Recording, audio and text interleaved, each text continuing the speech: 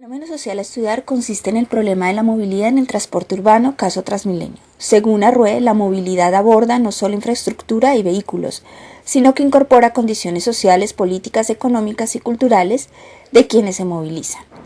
Contexto geográfico de nuestro análisis. En el municipio de Soacha. Sin embargo, cabe mencionar que este fenómeno se conecta con la movilidad urbana en la ciudad de Bogotá, pues el medio de transporte elegido es Transmilenio. Tiempo de ocurrencia. Permanente, pero se agrava en horas pico. Descripción de la problemática. Aglomeración de personas durante tiempo de espera largas al ingresar a las estaciones. Espera del transporte y llegada a sus lugares de destino, lo que además facilita que los usuarios sean víctimas de actividades delictivas tales como hurtos, violencia sexual, agresiones, riñas, entre otros. De otra parte, aumenta el riesgo en la accidentalidad al ingreso de los vagones. De igual manera, se presentan altas situaciones de estrés que afectan la calidad de vida de sus usuarios y que comprometen las relaciones de convivencia entre los pasajeros. Si bien es cierto, existen varias investigaciones sobre el problema de la movilidad de diferentes disciplinas y que plantean diversas alternativas de solución, el objetivo de este video es mucho menos ambicioso, pues lo que se pretende es hacer un breve ejercicio analítico de este fenómeno a la luz de categorías de comprensión que nos brinda la psicología social frente a la influencia social que moldea nuestro comportamiento. Por lo tanto, el problema de la movilidad se analizará desde conceptos tales como genética, cultura, género, conformidad, obediencia y aceptación. La conformidad es el cambio de comportamiento o creencias para estar de acuerdo con otros. El tema del transporte público es donde vemos la gran influencia de un grupo social, ya que aquí es donde se ven mucho más claras las diferentes reacciones y el cambio drástico de conductas que esto genera para estar de acuerdo con otros. En la mayoría, este comportamiento llega a ser violento, a partir de que día a día la persona que recurre a utilizar uno de estos artículos corre el riesgo de ser violentado tanto física, verbal o psicológicamente. Es algo también cotidiano ver cómo el pensamiento de una persona que utiliza el transporte público cambia, igual que su conducta, ya sea por la presión social o por las experiencias que éste logre otorgarle. Es aquí donde vemos que la conformidad sí existe en cada una de las personas y que ésta tiene la facilidad de cambiar, ya que la persona se ve día a día enfrentada a que viva diversas experiencias que generen este cambio. Tanto que la persona un día salga de su casa y se encuentre que el transporte público no llega y se dé cuenta de que la gente de su alrededor comienza a gritar. Esto causa la influencia de que la persona también llegue a gritar, o que vea que las personas para ingresar al articulado comienzan a empujarse. Esto generará la reacción de que la persona también genere la misma conducta para ingresar al transporte público. La conformidad lo que nos da es un punto general frente a las reacciones y el cambio de conductas que se puede generar y el cambio de su pensamiento. Según David Myers, el género son las características ya sea de influencia biológica o social que asociamos con hombres y mujeres. Es posible que la cultura refuerce roles de género que quizás se originaron a partir de demandas biológicas y que ayudan a reforzar esos estereotipos. Estas son algunas observaciones hechas por este grupo frente al fenómeno de la movilidad a la luz de género. Primero, asistencia masiva por parte de hombres y mujeres sin diferencia numérica notoria entre unos y otros que se desplazan en Transmilenio por diferentes motivos, mayoritariamente laborales y educativos. Segundo, las aglomeraciones incrementan los casos de violencia sexual contra la mujer, aunque también se presentan casos contra el hombre. Frente a la violencia sexual, algunas mujeres se perciben muy vulnerables en este sistema de transporte, al punto tal que el distrito dispuso la línea de atención púrpura de violencia contra la mujer. Tercero, llama la atención que algunas investigaciones relacionadas con movilidad y género proponen priorizar el punto de vista femenino, optimizando los tiempos de recorrido de las mujeres, teniendo en cuenta que las mujeres no solo trabajan, sino que deben de llegar a realizar labores domésticas y de crianza de sus hijos. Frente a estos hallazgos, este grupo se plantea dos tipos de interpretación. Una sería, este tipo de propuesta investigativa refuerza el estereotipo tradicional patriarcal de la mujer en el hogar, pues salvo en casos de madresolterismo, el hombre también debería tener una responsabilidad parental compartida frente a la crianza y labores domésticas. Segunda interpretación, este tipo de propuestas investigativas lo que hace es reconocer una realidad a partir de una necesidad que es innegable y que amerita acciones afirmativas por parte del Estado en la movilidad para satisfacer los derechos de las mujeres y sus hijos. Dentro de la obediencia social, modificamos nuestra conducta, nos sometemos al sistema a pesar de no estar de acuerdo con los cálculos del gobierno. La capacidad límite de algunas troncales del sistema de Transmilenio es de 53.000 pasajeros por hora, pero en las horas pico de la mañana, estas operan por encima de dicho límite. Aún así, como grupo social, nos conformamos con lo que hacemos día tras día, luchar por llegar a nuestro destino, aceptar la inseguridad del transporte y los elevados costos que aumentan cada día, en una influencia también de los medios, así sea sin querer y sin saberlo, en nuestra obediencia y voluntad de sumisión, al aceptar las condiciones físicas de las troncales, desplazamientos elevados y la falta de conciencia social y cultural.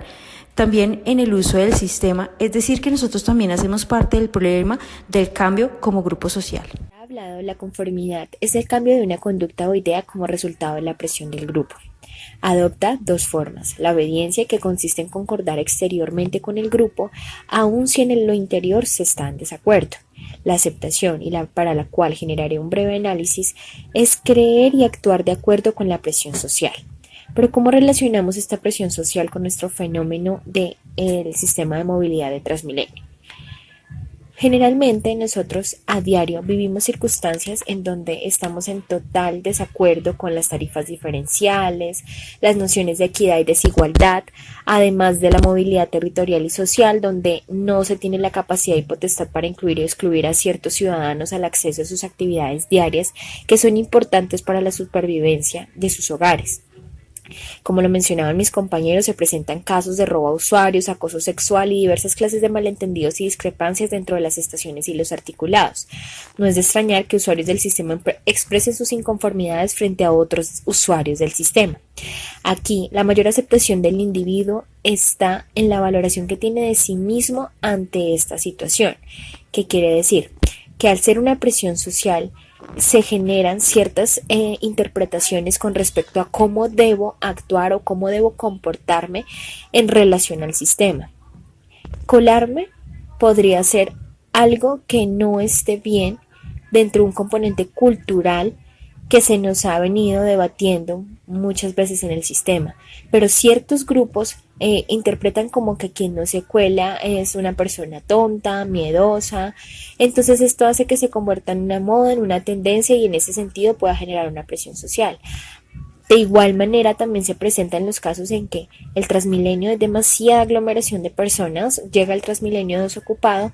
¿Qué pasa? Que quien no empuja no entra. Entonces, ¿qué hace la gente? Empezar a empujar, empezar a generar una serie de comportamientos y de conductas violentas solamente por tomar un servicio y por creer y considerar que tenemos el concepto de que es la única situación en la que podemos hacer uso del sistema y no generar de pronto cambios, o se nos hace difícil evaluar esto para generar propósitos diferentes e interpretarlos de formas distintas que nos permitan alcanzar de alguna u otra forma el hecho cultural que debe realmente encargarse cada una de las personas o cada uno de nosotros para así mismo poderlo generar, traspasar, guiar, incluso fomentar en condiciones que se vuelvan más óptimas para nuestra vida y para todas aquellas personas que realmente utilizan el sistema.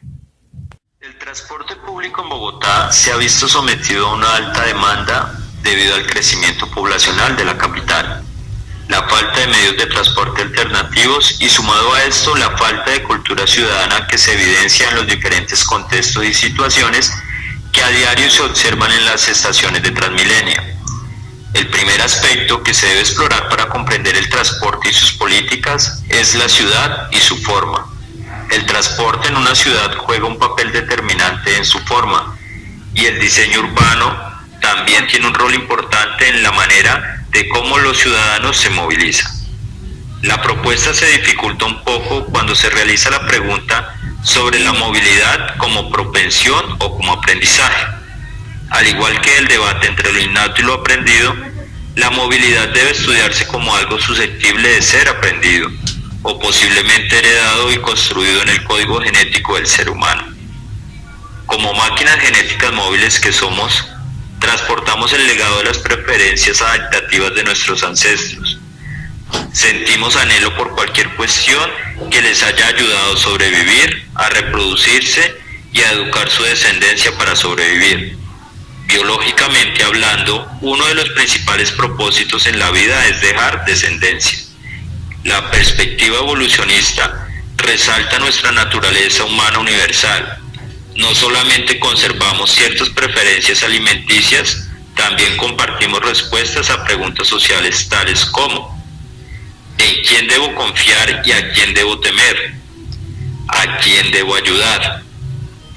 ¿Cuándo y con quién debo aparearme? ¿Ante quién debo condescender y a quién debo controlar? Nuestras tendencias emocionales y de comportamiento son las mismas que funcionaron para nuestros ancestros. Nosotros, al igual que otros animales, somos seres sociales. La sociedad también genera cultura. Conductas, ideas, tradiciones se comparten en un amplio grupo de personas que se transmiten de unas a otras y de una generación a otra.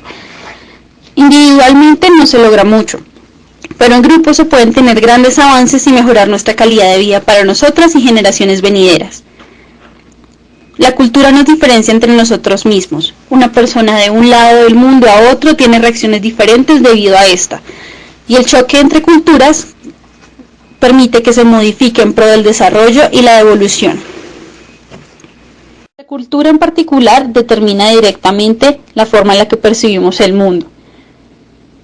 En el caso particular del transporte se puede ver la vulneración a mujeres o incluso a hombres que llevan niños en brazos en preferencia de otras personas. Se le prefiere dar la silla a una mujer con niños que a un hombre con niños. O muchas veces una mujer puede ver vulnerado su espacio y su privacidad por el hecho de ser mujer. Esto implica directamente nuestra cultura y se ve influenciado por el machismo en el que vivimos actualmente. Y como conclusión en general, nuestra forma de ver el mundo y este ejemplo en particular del transporte se ve directamente determinado por los genes, la cultura y el género. No sería el mismo ejercicio si lo viéramos desde otra cultura, desde la percepción de género de alguien más, a que en esta forma particular y en este caso por una vista femenina.